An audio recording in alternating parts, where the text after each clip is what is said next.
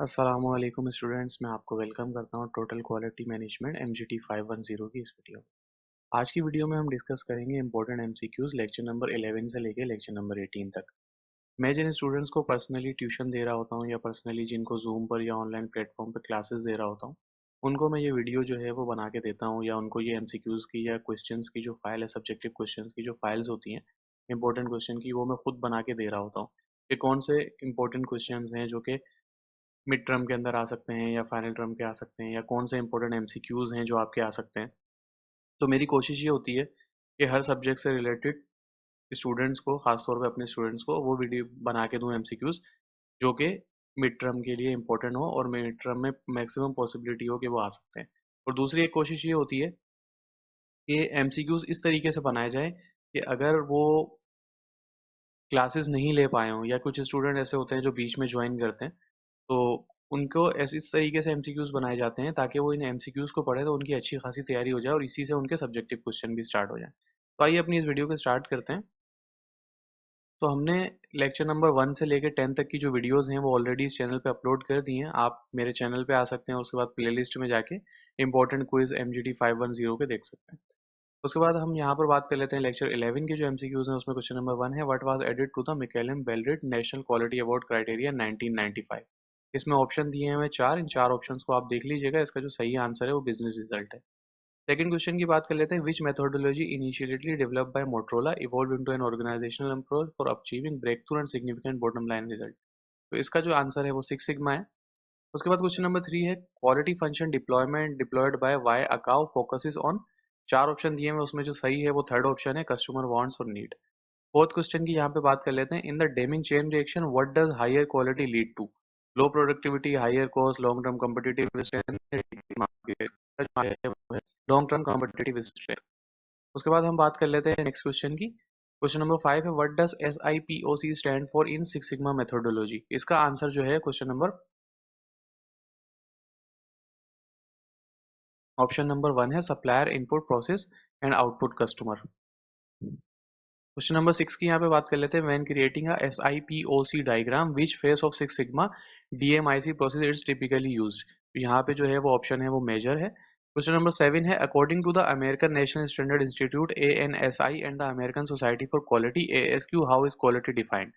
तो आंसर है fitness for use. अब मैं ये करूंगा कि आपके लिए क्वेश्चंस पढ़ दूंगा, तो आंसर यहाँ पे आपको नजर आ रहे होंगे, वो आप देखते जाइएगा। What is the main reason most manager agree to pursue quality?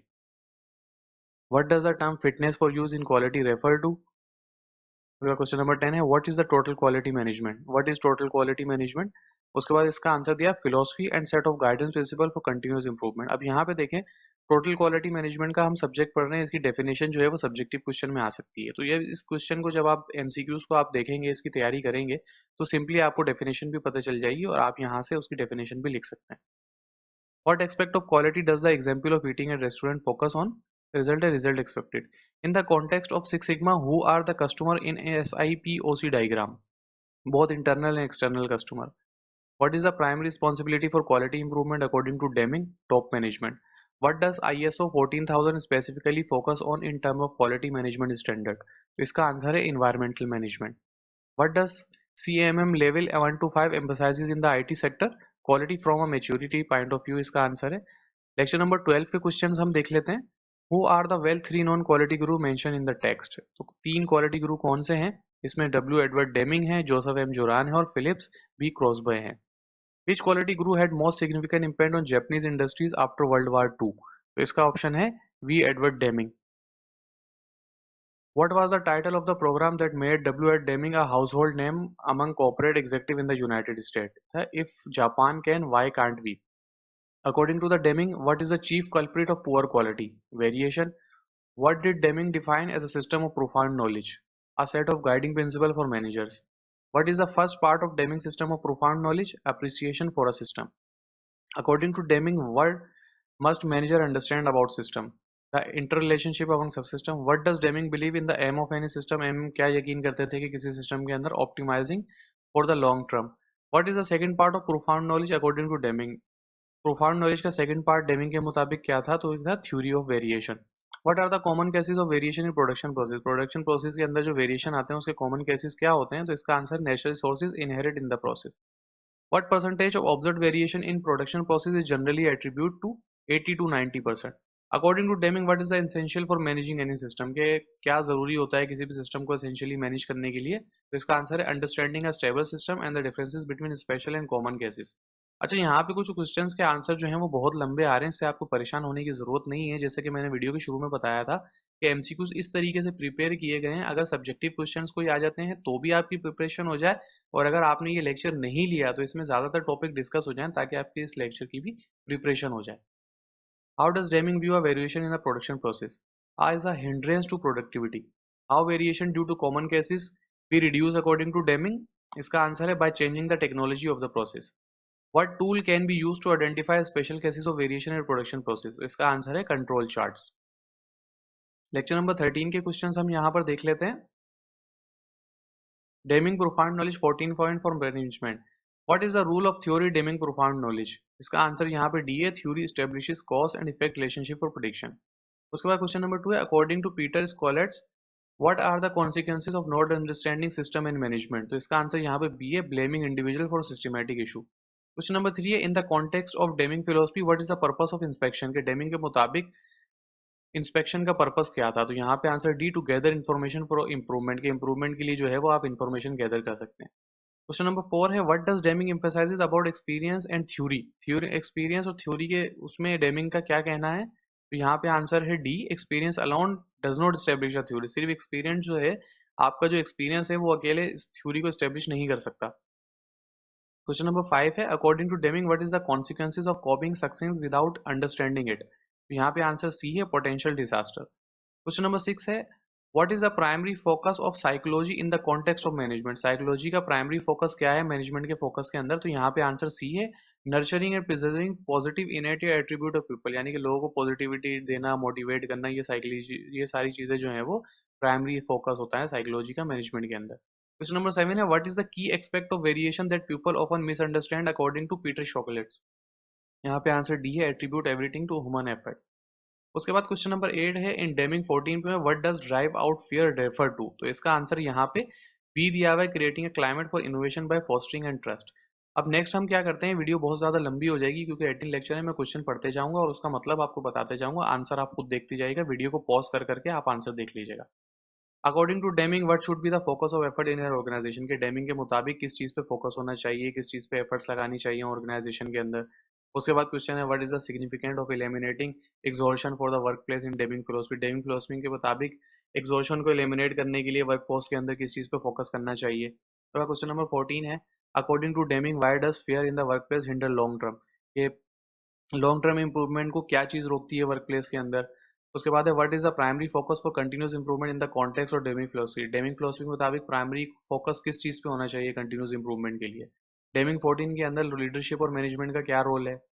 Why does Deming emphasises to the need eliminate quota and management objective MBO, यानी कि मैनेजमेंट बाय ऑब्जेक्टिव के मुताबिक किस तरीके से एलिमिनेट कर सकते हैं कोटा को? डेमिंग ने किस चीज पे एम्फसाइज किया? What does Deming suggest as means to optimise team effort in an organisation? Organisation के अंदर टीम एफर्ट को ऑप्टिमाइज करने के लिए डेमिंग की क्या सजेशन है? According to Deming why does advocate the elimination of exhortation? Deming के मुताबिक क्या जरूरत है कि हमें एग्जॉर्शन को एलिमिनेट करना चाहिए वर्क प्लेस से? क्वेश्चन नंबर 7 है, what is the primary focus of education in Deming philosophy? Deming philosophy के मुताबिक प्राइमरी फोकस क्या है एजुकेशन का? According to Deming why's performance appraisal consider a barrier to pride in workmanship? ये performance appraisal जो है वो बैरियर क्यों होता है वर्कमैनशिप के अंदर? What is the key to motivate in the workplace as suggested by Deming? ये की चीजें क्या है, डेमिंग क्या चीजें सजेस्ट की हैं जिनको यूज करते हुए आप जो है वर्क प्लेस पे अपने एम्प्लॉयज को जो है मोटिवेट कर सकते हैं? प्लान डू चेक एक साइकिल जो है वो कंटिन्यूस इंप्रूवमेंट, उसका प्राइमरी पर्पस क्या है? उसके बाद लेक्चर नंबर 15 है, Deming cycle, Deming 7 deadly disease and Zohran contribution. ये इस लेक्चर के अंदर जो है वो डेमिंग साइकिल मेन टॉपिक है, Deming 7 deadly disease main topic है, और जोरान की कंट्रीब्यूशन ये मेन टॉपिक है। इसी से रिलेटेड एमसीक्यूज जो है मैंने इस लेक्चर के अंदर बनाए।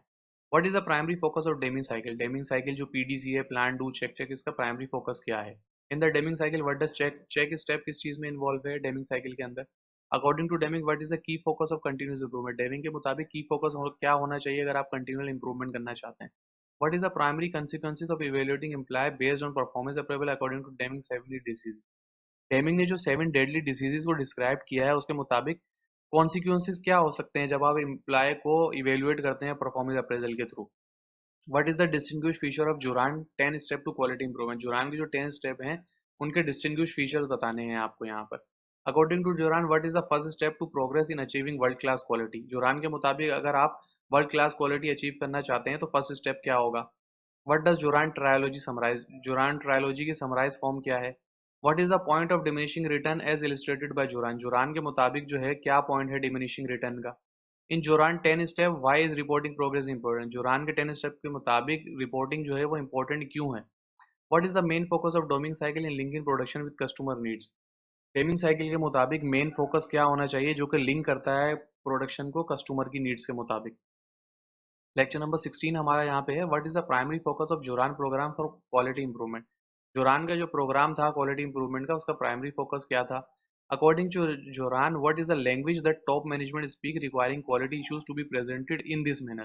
कि वो क्या लैंग्वेज है जो टॉप मैनेजमेंट को इस्तेमाल करनी चाहिए जब वो क्वालिटी इश्यूज जो है वो प्रेजेंट कर रहे हो कि उस तरीके से जो है वो क्वालिटी इश्यूज को मैनेजर करें। उसके बाद है how does Juran define quality.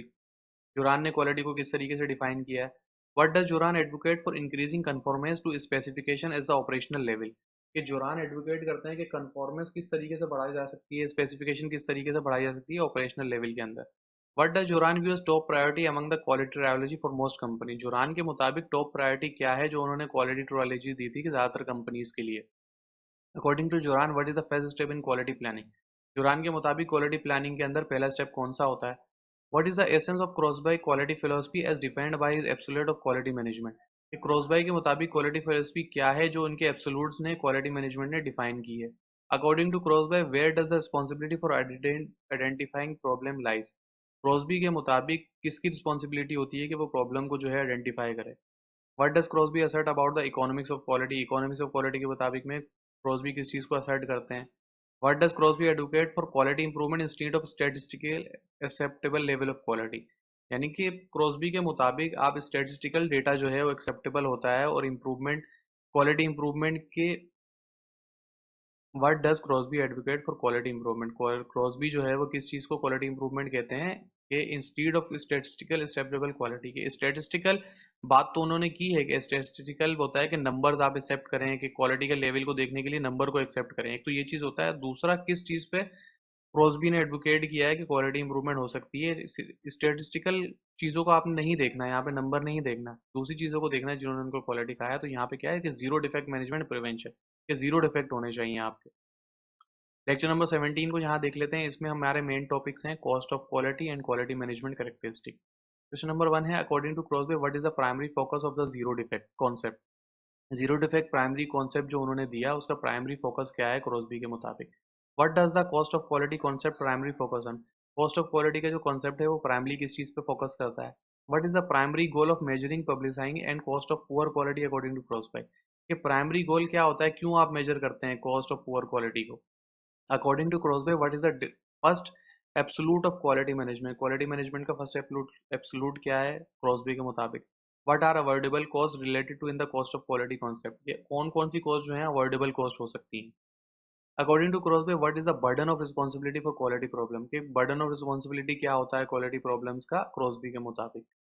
What is the cost of quality attitude mention in the content. यानी कि जो कंटेंट में कॉस्ट ऑफ क्वालिटी एटीट्यूड दिया गया उनमें से कौन सा सही है। According to the content was is the primary commitment for organisation to succeed in the global market. दिए गए कंटेंट के मुताबिक primary commitment for organisation global market के अंदर क्या है कामयाबी की जमानत।